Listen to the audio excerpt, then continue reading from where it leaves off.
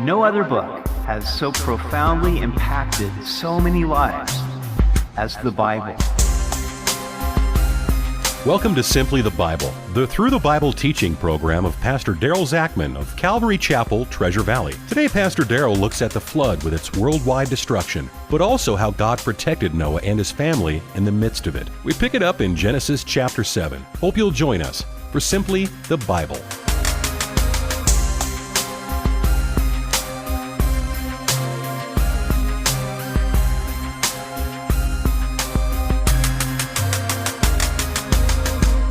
After a great amount of time and sweat, Noah and his family finally completed the ark. We pick it up in Genesis chapter 7. Then the Lord said to Noah, "Come into the ark, you and all your household, because I have seen that you are righteous before me in this generation." God did not say go into the ark, but rather come into the ark, as though God was waiting for them inside. How good it is for us to know that whatever we go through, however much our little boat may toss back and forth, God is in the boat with us. Noah was considered righteous before God, not because he was sinless, but because he believed God. Later, we are told that Abraham believed God, and God accounted it to him as righteousness. However, both Abraham and Noah were justified not only for their faith, but also for their works. Verse 2, "You shall take with you 7 each of every clean animal, a male and his female, 2 each of animals that are unclean, a male and his female, also 7 each of birds of the air, male and female, to keep the species alive on the face of all the earth." The 7 clean animals were taken on board to be sacrifices after the flood. Here God established the sacrificial system of worship. Space was at a premium on the ark, yet God thought worship was vitally important. Space may be at a premium in our lives. We may feel that we don't have time for worship. But God values our worship and tells us to make space for Him in our lives. Verse 4, "For after 7 more days, I will cause it to rain on the earth 40 days and 40 nights, and I will destroy from the face of the earth all living things that I have made."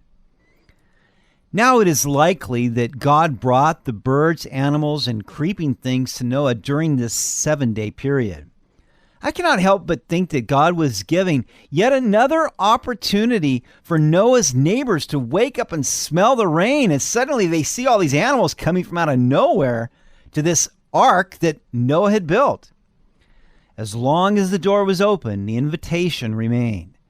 As Jesus said in Matthew 11:28, "Come to me, all you who labor and are heavy laden, and I will give you rest."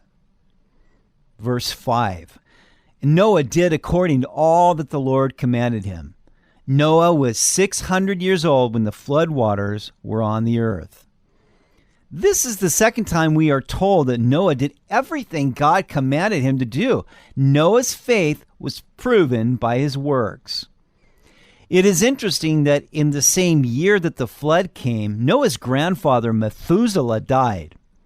Methuselah means "his death shall bring," and with his death came the flood. This speaks of God's slowness to bring judgment, for Methuselah was 969 years old when he died, the oldest man to ever live. Verse 7, "So Noah with his sons, his wives, and his sons' wives went into the ark because of the waters of the flood. Of clean animals, of animals that are unclean, of birds, and of everything that creeps on the earth, 2 by 2, they went into the ark to Noah, male and female, as God had commanded Noah." Because Noah found grace in the eyes of the Lord, he saved both he and his household. A person's faith can be a great influence on his or her family. Their righteousness is a refuge. Noah's ark of salvation preserved his family and the living creatures. You may be the only person in your family who is a Christian, but your faith can save your loved ones. At first, they may not approve of your Christianity, but you can win them over by your love, your prayers, and your faithfulness. Verse 10. And it came to pass after 7 days that the waters of the flood were on the earth. In the 600th year of Noah's life, in the 2nd month, the 17th day of the month, on that day, all the fountains of the great deep were broken up, and the windows of heaven were opened, and the rain was on the earth 40 days and 40 nights. Where did all the water come from? Above and below. On the 2nd day of creation, God created the firmament or expanse to separate the waters above from the waters below. Many think that a thick water canopy existed in the atmosphere that would have created a worldwide greenhouse effect. Up until this time, there was no rain, but everything was watered through subterranean storehouses of water that came up from the ground as a mist or a stream. Simultaneously, God broke up the fountains of the great deep and opened the windows of heaven, resulting in this great deluge. It rained for 40 days and 40 nights. 40 is the number of judgment in the Bible. Verse 13. On the very same day, Noah and Noah's sons, Shem, Ham, and Japheth, and Noah's wife, and the 3 wives of his sons with them, entered the ark. They and every beast after its kind, all cattle after its kind, every creeping thing that creeps on the earth after its kind, and every bird after its kind, every bird of every sort. And they went into the ark to Noah, 2 by 2, of all flesh, in which is the breath of life. So those that entered, male and female, of all flesh, went in as God had commanded him, and the Lord shut him in. We are told that they had entered the ark 7 days earlier, but here we are told that they entered the ark the same day as the rains began. Which is it? As one might do when moving, they probably first started moving in 7 days earlier, but when the flood began, they moved in permanently. We wonder if during those 7 days they were pressing in on their neighbors to find salvation in the ark. Likewise, we are people moving from one home to another. The Bible tells us that we're strangers in this world. Our citizenship is in heaven. We have entered the ark of salvation in Jesus Christ, but we are still living in this world. We press in on those around us to come join us and save themselves from the judgment to come. But many do not listen to our warnings or our pleas. They do not see the danger. When the humans and animals were safely on board, God shut the door. And once it was shut, those outside were doomed for destruction. Verse 17. Now the flood was on the earth 40 days. The waters increased and lifted up the ark, and it rose high above the earth.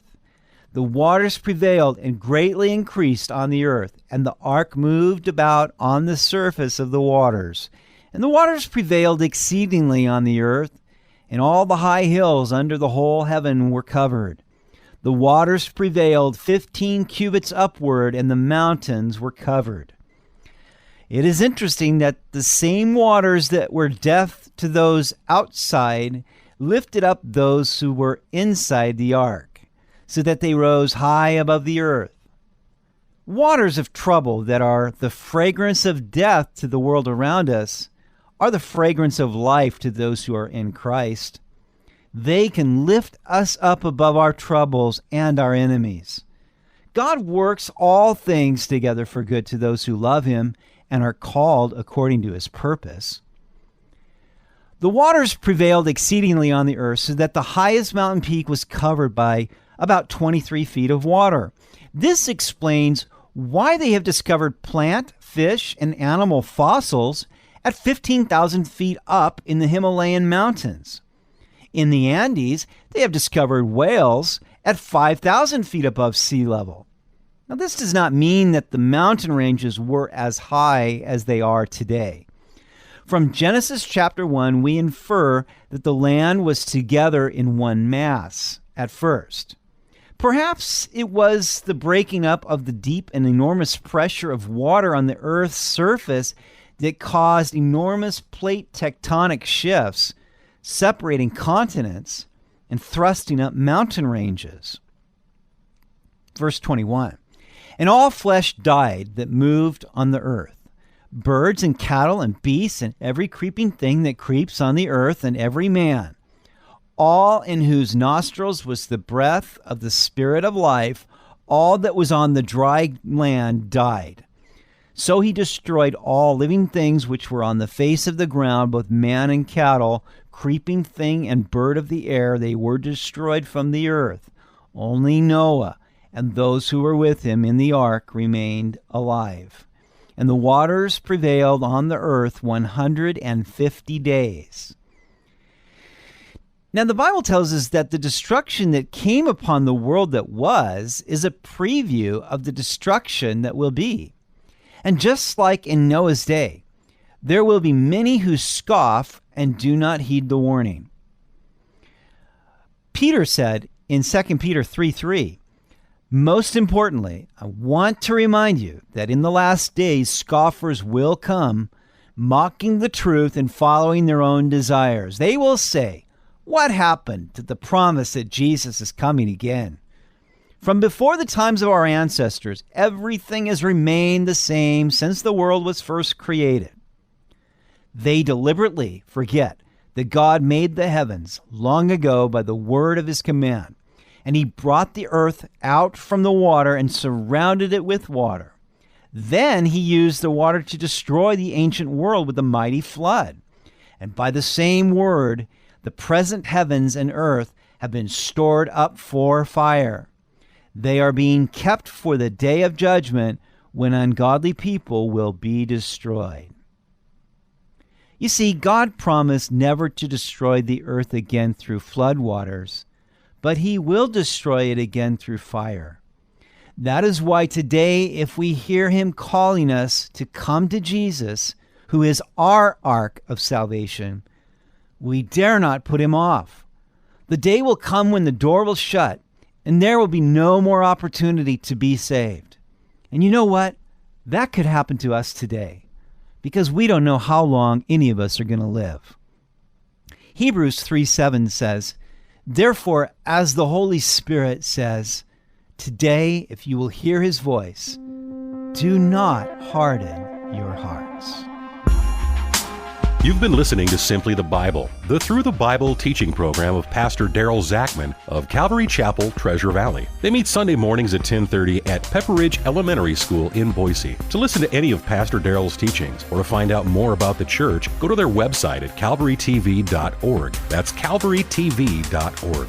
Tomorrow, Pastor Daryl is going to look at how God remembered Noah and brought him to safety, and how he does the same for all who trust in him. Hope you'll join us as we continue in the book of Genesis on Simply the Bible.